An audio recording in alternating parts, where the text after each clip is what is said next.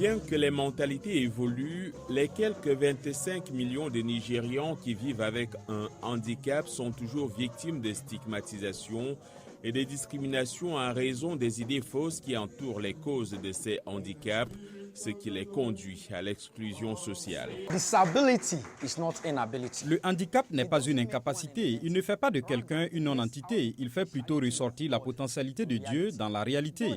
Même si la vue n'est pas là, notre vision est toujours intacte. Vous comprenez ?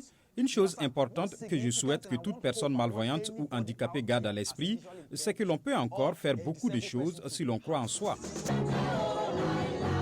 Lassé de voir les malvoyants isolés dans les églises, Chioma Oakwe a créé Bethesda il y a 3 ans, un lieu où les talents musicaux pourraient être cultivés et célébrés. Je leur ai demandé un jour, est-ce que Dieu vous a demandé de dire, celui-ci est aveugle, celui-là n'est pas aveugle?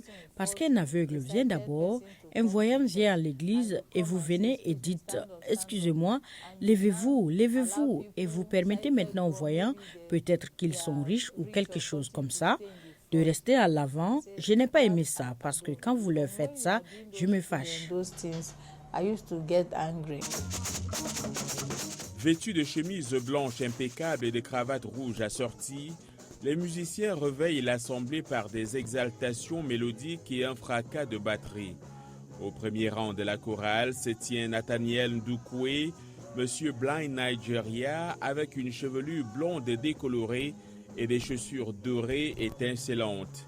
Une autre des chanteuses, Okumbe Abiola, laisse entendre qu'elle voulait que leur musique contribue à gagner les cœurs et les esprits dans un pays où le taux de chômage des personnes handicapées est presque 2 fois plus élevé que celui de la population générale. Nous nous assurons également de trouver un emploi, car lorsque nous les formons et qu'ils retournent dans la rue, ce n'est pas une bonne chose. C'est pourquoi, à chaque fois qu'ils obtiennent leur diplôme, nous nous adressons à différents niveaux, au gouvernement fédéral, au gouvernement de l'État, au secteur privé, pour veiller à ce qu'ils trouvent un emploi.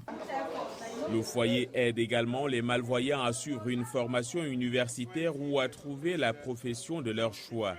Ahmed Karim vient d'obtenir une licence d'histoire et d'études stratégiques à l'université de Lagos. C'est une famille qui veut que vous soyez un individu à part entière, qui veut que vous vous développiez. C'est le genre de famille qui est Bethesda. Et c'est ce que j'ai appris, que même avec ma cécité, j'ai toujours une vision pour aller de l'avant dans la vie.